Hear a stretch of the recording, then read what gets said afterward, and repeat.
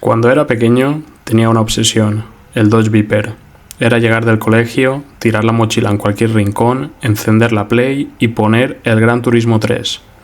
Siempre lo mismo, el Viper y vueltas infinitas en Laguna Seca, intentando arañar décimas, buscando la vuelta perfecta, domando ese V10 salvaje curva tras curva.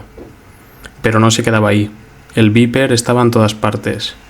Revistas, anuncios, películas, videoclips, en la tele compitiendo y rugiendo como ningún otro. Y en casa, como si el destino lo tuviera decidido, mi padre tenía una colección de Vipers, en formato Scalestric. Era imposible escapar de él. Hasta que un día lo vi, rojo con las franjas blancas, aparcado cerca de la playa. Real, imponente, bajo y brutal. Y ahí terminó de sentenciarse todo. Se convirtió en mi coche americano favorito, para siempre. Mi debilidad absoluta era el Viper con la librea del Team Oreca. Para mí, el deportivo americano imbatible, el rey indiscutido de la resistencia. Hasta que descubrí a su némesis. Investigando las carreras americanas de resistencia, entendí que no estaba solo en el trono. Al otro lado estaba el eterno rival, el Chevrolet Corvette C5R, y entonces comprendí que aquello no era solo una pasión infantil, era una guerra. El rugido del V10 contra el bramido del V8. Rayas blancas contra amarillo dominante. Viper contra Corvette, en cada circuito, en cada recta, en cada frenada al límite. Hoy en Chrono Racing revivimos una de las rivalidades más brutales del automovilismo estadounidense. La batalla que marcó una era. Viper contra Corvette.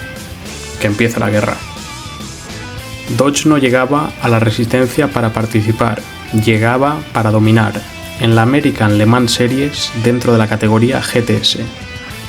El nombre propio era uno solo, Viper, era la referencia, el GT a batir. El coche que marcaba el ritmo y obligaba al resto a reaccionar. La fórmula era perfecta. El brutal Dodge Viper GTSR unido al talento y a la experiencia de Team Oreca, uno de los preparadores más respetados del mundo de la resistencia. Potencia americana y precisión europea. Fuerza bruta y método. En 1999 el Viper debutó en la tercera ronda del campeonato. Y lo que vino después fue una declaración de guerra. De las 8 carreras del calendario, compitió en 6 y ganó las 6. 6 de 6, un dominio aplastante, sin fisuras, sin discusiones. Los Porsche 911 GT2 intentaban resistir. Los Saleen Mustang buscaban plantar cara.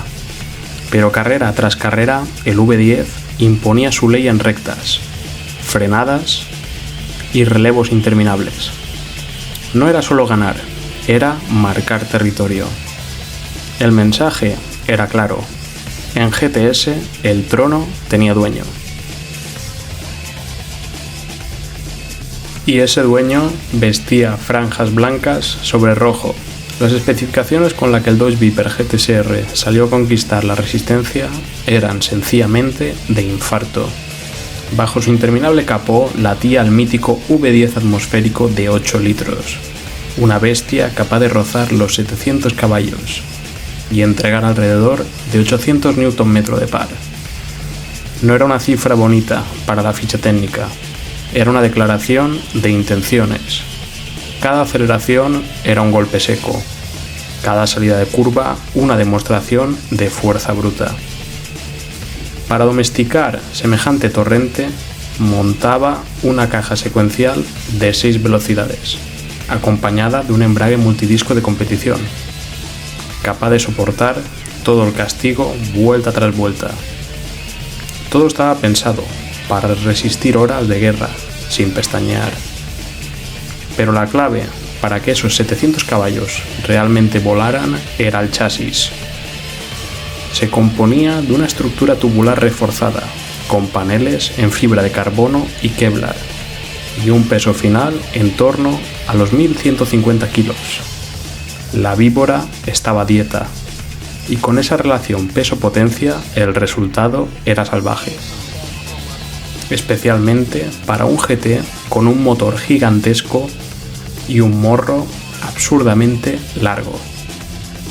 La aerodinámica también fue trabajada al detalle.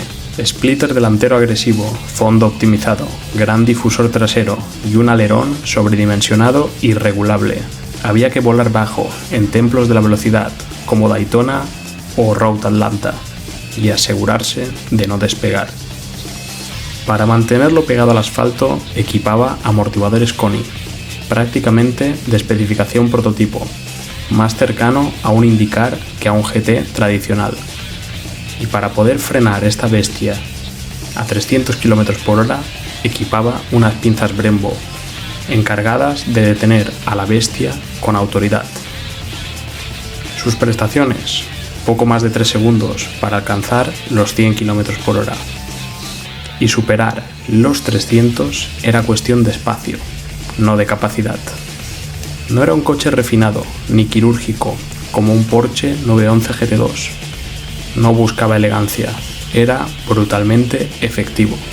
Su enorme par motor le permitía salir de las curvas con una contundencia que desmoralizaba a los rivales. Y cuando esa fuerza bruta se combinaba con el afinamiento y la disciplina del Team Oreca, el resultado era devastador. Oreca ya dominaba el FIA GT Championship y había conquistado Le Mans. Ahora cruzaban el Atlántico para hacer lo mismo en la American Le Mans Series. El mejor equipo, el mejor coche. No era solo potencia americana, era el equilibrio perfecto entre músculo estadounidense y precisión francesa. Una alianza franco-americana que convirtió a la víbora en el depredador supremo de la categoría GT. Y entonces apareció el némesis, el Chevrolet Corvette C5R. Un proyecto nacido de la unión entre Corvette Racing y el preparador Pratt & Miller. Esta vez General Motors no iba a medias tintas. El objetivo era claro y casi personal: destronar al Viper y demostrar quién tenía el verdadero deportivo americano de referencia en la resistencia. Bajo el capó latía el conocido LS1, perteneciente a la familia LS de Corvette. Muchos lo reconocerán hoy por su popularidad en el mundo del drift y los swaps, por su excelente relación fiabilidad-potencia. Pero en el C5R, el LS1 no era un motor de serie vitaminado. Este partía de los 5.7 de los modelos de calle, llevado hasta los 6 litros, para poder extraer con solvencia unos 600 caballos teóricos, cifras muy necesarias para plantar cara a unos GTS que se movían entre 600 y 700 caballos, según el reglamento y el restrictor. A diferencia del Viper, que parecía un coche de carreras extremo con silueta de calle, el Corvette C5R mantenía un enfoque distinto. Era un deportivo de producción, profundamente modificado para competir. Chasis reforzado, aerodinámica trabajada, suspensiones específicas, pero conservando parte de ese ADN que lo hacía reconocible. De hecho, muchos pilotos comentaban que el C5R se sentía más cercano a un coche de calle que a un prototipo puro de resistencia. Era más progresivo, más comunicativo, menos intimidante que el Viper, pero también en sus primeras versiones menos contundente. Y ahí estaba el problema. Frente al brutal par del V10 del Viper, el Corvette sufría en aceleración y en salida de curvas. En igualdad de condiciones, los Viper seguían teniendo ese punto extra de músculo, el cual marcaba la diferencia en rectas largas y en los duelos cuerpo a cuerpo. General Motors entendió rápido que no bastaba con competir, había que responder con la misma contundencia. La solución fue clara: meterle más cilindrada. El programa evolucionó hasta un 7 litros, aumentando la capacidad del V8 para ganar par motor y acercarse e incluso igualar la fuerza bruta del Viper. El Corvette dejaba de ser solo equilibrio y pasaba a ser también intimidación. La guerra ya no era técnica, era emocional. V10 contra V8, Oreca contra Pratt & Miller, la víbora contra el águila americana. Y América entera miraba. La temporada 2000 nos regaló uno de los capítulos más intensos del automovilismo americano, el duelo entre Corvette Racing y el Team Oreca. Dos gigantes, dos filosofías, una rivalidad que marcó época. Todo comenzaría en las míticas 12 horas de Sebring, la cita más importante del calendario. Allí Dodge impuso su ley con mano de hierro. El Viper parecía intocable, dominando con autoridad y dejando claro que seguía siendo el referente de la categoría. Corvette, consciente de que aún estaba un paso por detrás en rendimiento, optó por una estrategia arriesgada. Desaparecieron, no estuvieron en pruebas como Charlotte Motor Speedway ni en Sears Point Raceway. Tampoco cruzaron el Atlántico para correr en Nürburgring o Silverstone, terrenos donde Dodge, con la base de Oreca en Francia, partía con ventaja. Pero mientras el Viper acumulaba victorias, muchas veces corriendo prácticamente contra sí mismo y frente a los Porsche en silencio, en los talleres de Corvette se estaba gestando algo grande. El regreso llegó en Mosport. Allí el Corvette empezó a pisarle los talones al Viper. Ya no era un simple perseguidor, era una amenaza real. Dodge comprendió entonces que la ausencia de su rival no había sido una retirada, sino una preparación. Y finalmente en Texas ocurrió lo inevitable. Corvette rompió la hegemonía del Viper y puso fin a una racha de 12 victorias consecutivas entre 1999 y 2000. Por fin podían mirarse de igual a igual. El cazador había alcanzado al rey. El clímax de la rivalidad llegó en el Petit Le Mans, en Road Atlanta. 10 horas de batalla sin tregua, adelantamientos al límite, ligeros toques, estrategias cruzadas en boxes. Fue una guerra técnica y mental. Y al final, Corvette conquistó la pista que tanto ansiaba. Para Dodge fue un golpe duro. Para Corvette, la confirmación de que tenía el GT más competitivo del momento. La temporada se acercaba a su desenlace y el Viper no estaba dispuesto a ceder más terreno. En Laguna Seca, mi circuito favorito de América, Dodge volvió a imponerse. Las imágenes parecían sacadas de un videojuego. 2 máquinas al límite entre el sacacorchos y la recta principal. Puro espectáculo. El penúltimo acto fue en Las Vegas. Allí el Viper Oreca firmó su última gran victoria frente al Corvette, poniendo un broche casi simbólico a la rivalidad directa en pista. Para la última cita en Australia, Corvette decidió no presentarse. El campeonato quedó definitivamente en manos del Team Oreca, que selló la temporada reafirmando el dominio del Viper como el referente de la era, aunque ya con un nuevo rival que había demostrado estar listo para el futuro. Fue una temporada irrepetible, 2 gigantes que empezaron como dominador y aspirante y terminaron como iguales. Una rivalidad que no solo elevó el nivel de ambos, sino que nos regaló algunas de las mejores imágenes del GT moderno. En 2001 todo estaba listo para la guerra total. Corvette y Viper habían alcanzado un equilibrio casi perfecto. Potencia, chasis, fiabilidad, ya no había excusas. Cada victoria se decidía por estrategia, manos y nervios, y entonces, cuando el duelo prometía su punto más alto, Dodge tomó una decisión inesperada. No fue una retirada por debilidad, fue un paso adelante.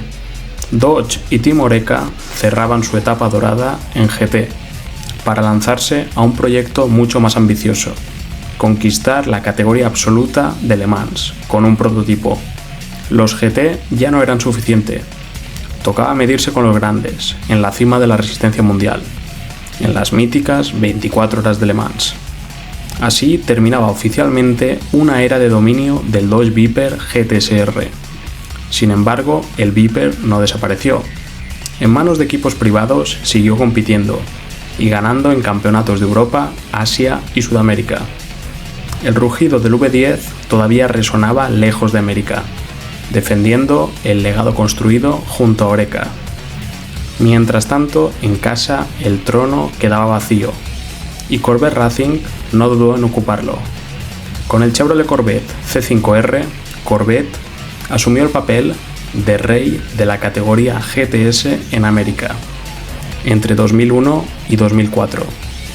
Dominó el panorama con autoridad, manteniendo a raya a nuevos aspirantes como los Salin y los Ferrari, que se sumaban al campeonato. Ya no era el aspirante que trabajaba en silencio, ahora era la referencia. Es imposible elegir entre uno o otro. El Viper era pura emoción, el Corvette precisión trabajada, uno músculo refinado, el otro ingeniería perfeccionada con mucha paciencia. Y es que si pudiera, tendría los dos en mi garaje. Porque esta rivalidad no va de escoger bando, va de disfrutar el contraste. En el futuro hablaré de más historias del motorsport americano. Es un mundo que estoy explorando y redescubriendo, y cuanto más profundizo, más me atrapa. Desde los grandes duelos en resistencia hasta campeonatos que muchos pasan por alto. Hay auténticas joyas que merecen ser contadas. Si te ha gustado esta historia y quieres seguir disfrutando de más batallas legendarias, rivalidades icónicas y momentos que marcaron época, dale like, suscríbete y acompáñame en este viaje por el automovilismo. Nos vemos en el próximo vídeo.